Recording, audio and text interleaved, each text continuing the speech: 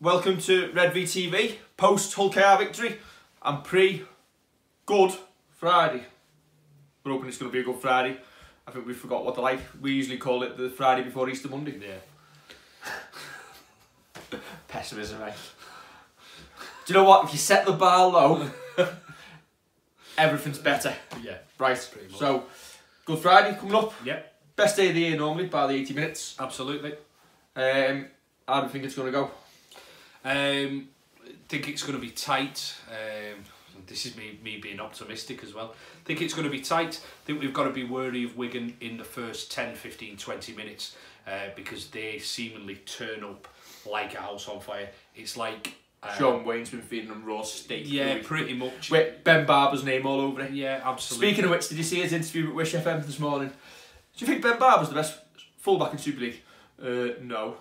Well, to be fair, he's going to say that. Why would you big up an opposition playing just before the biggest game?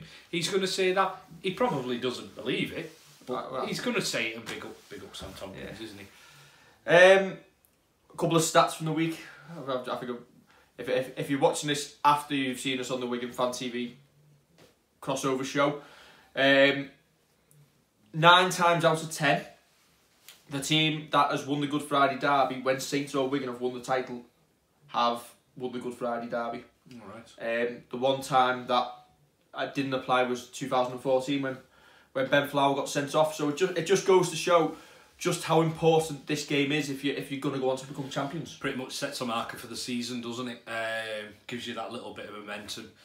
Hopefully, even if we did get beat on Good Friday, it wouldn't derail us that much. I think we're a much better team than we have been over the past couple of years. Yeah, and I think it helps that this year, because we've started so well, we've won 6 out of the first 7 games, you give yourself almost that little bit of a buffer straight away where you're going to lose a game or two, whereas in previous years, by the time Good Fridays come round, you can almost say that we've already been trying to play catch-up. Yeah, is it the pessimist in me that is quite glad that this isn't the game that our 100% run is on the line for? Because if it was, I'd be putting my bank account on a Wigan win. Yeah. But yeah, that's it. What's the odds on a Saints victory on Friday and then get tongued to Widnes on Monday? Oh, absolutely, on that plastic pitch.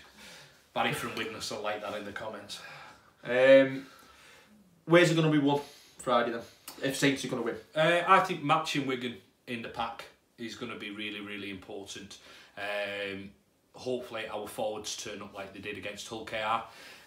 But it's hard to get away from. I've just said it on the crossover show that it will probably come down to a moment of magic from one of our back three, whoever that they might be. Ben Barber, Regan Grayson, you'd imagine Makinson, and I'd imagine Ben Barber would be the spark, as long as the props can and second rows can lay the platform for him. For me, the ball control and retention and completions have got to be, well, a million times better than they were against Leeds, and Wigan will probably try and rile us up. You can imagine a late hit, can you say, going in on somebody like Ben Barber early on and they're trying to rile us up a little bit. So it's important that we maintain our composure, get decent field position and take our chances. If we get within 20 of Wigan's line, then we've got the playmakers on the field to do it. It's just getting down there without coughing the ball up, because obviously Wigan are going to be trying to be in our faces early on. Yeah, I wouldn't be averse to gamesmanship from ourselves as well. Why not? If it's within the rules, but just kind of bend that to the rules a little bit, that's fine. What I would like to see as well is our last tackle options get better.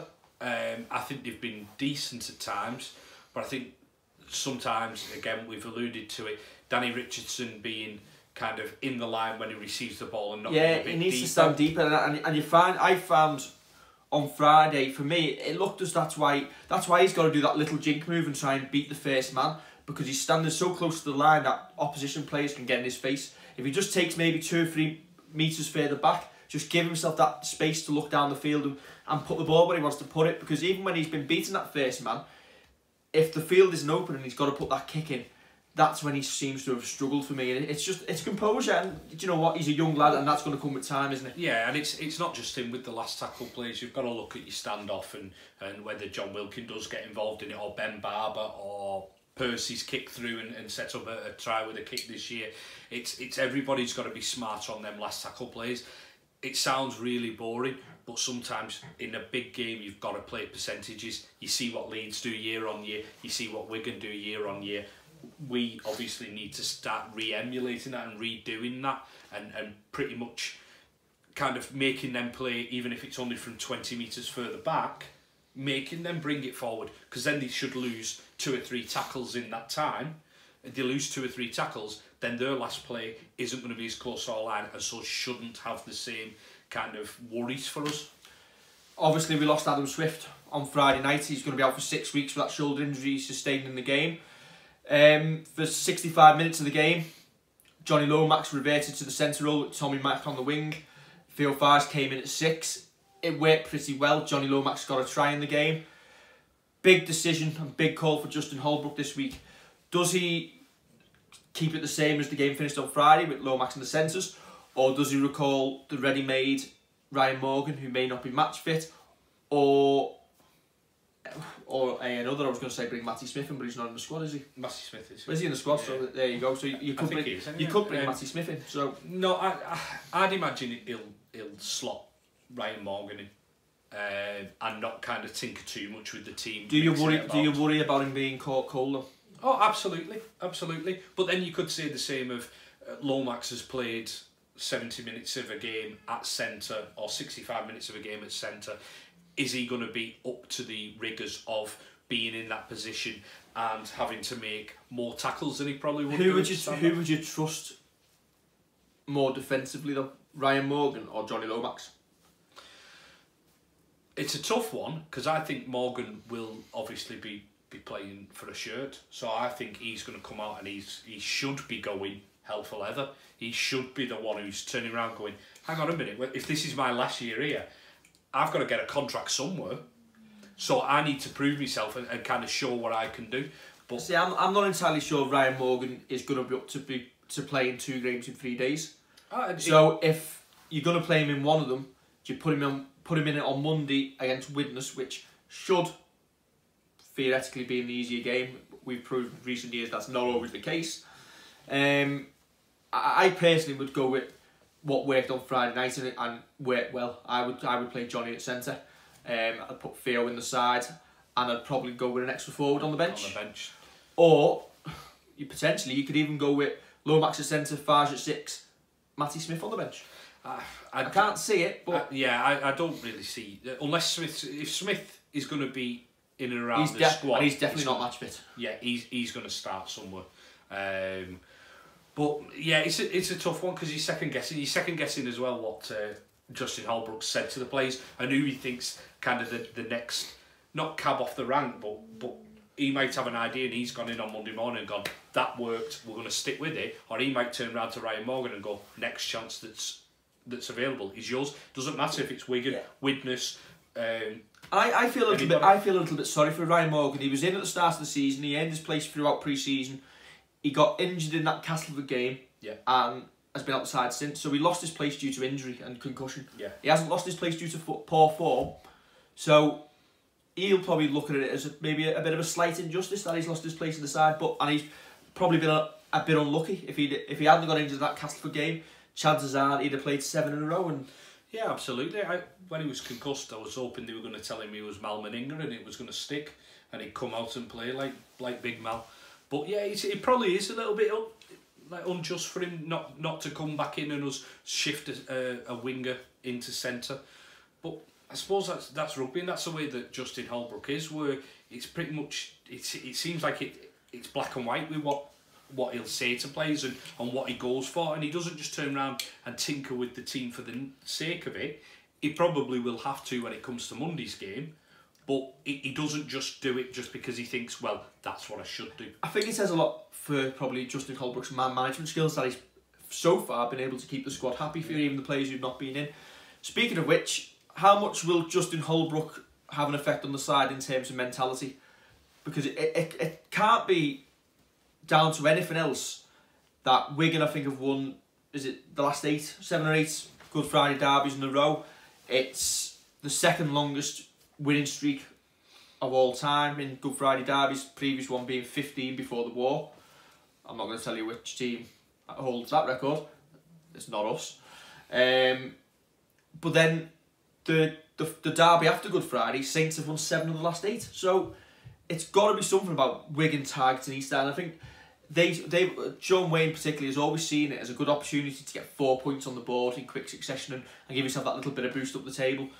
I'm hoping that Justin Holbrook is going to come in with that same sort of mentality to the players. Well, he seems he's a breath of fresh air when it comes to coaching, it seems. I mean, we're chatting to the lads from Wigan Fan TV, and they were saying that them and quite a lot of Wiganers actually hate it that they don't hate Justin Holbrook, just because he speaks sense, because he's kind of brought a great mentality to the club. He's brought a winning mentality there, he's brought a togetherness, which I think was really, really shown when Peru went over for his try. Most of the players ran in to celebrate with him. Great footwork, by the way. Yeah, absolutely brilliant footwork. He was immense on Friday, Don Peru. I just cut you off. How mad is it that 2 of our best players on Friday night, after all the stick they've took off Saints fans over the last couple of years, Dominic Peru and John Wilkin? Yeah, absolutely. Well, I think that pretty much speaks volumes. Well, it keeps me going with what I'm saying about Holbrook and the mentality. It's kind of he's turned around and identified how they need to play, and they've gone into training with a plan, and they've gone onto the field with a plan, and it's almost like he can bring it down to basics almost, that he's pretty much speaking to them straight instead of trying to mumbo jumbo or talking about grind and middles and everything like that. He's probably going in with a fresh attitude to it all, so hopefully that'll rub off on the players, and they won't be thinking about the last 8 to 9 years. They'll be thinking about Friday as it's not just another Friday, but it's another Wigan game. It doesn't matter what's happened before, it's about now. I think we'll probably try and end it there. We don't want to go past 15 minutes, otherwise we get complaints. Not sure what the time's like so far.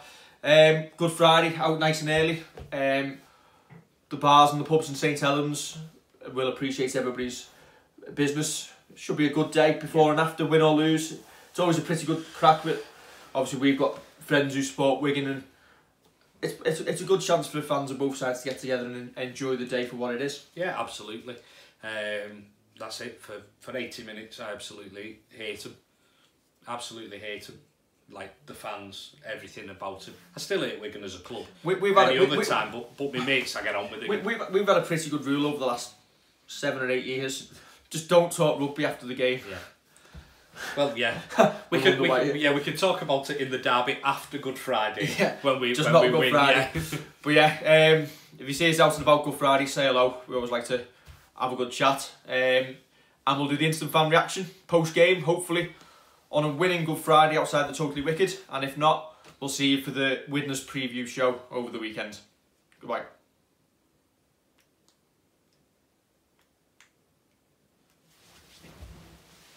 Alright. Yeah. When are we doing the Witness preview show? Pissed on Friday. Potentially. Or even a pop-up.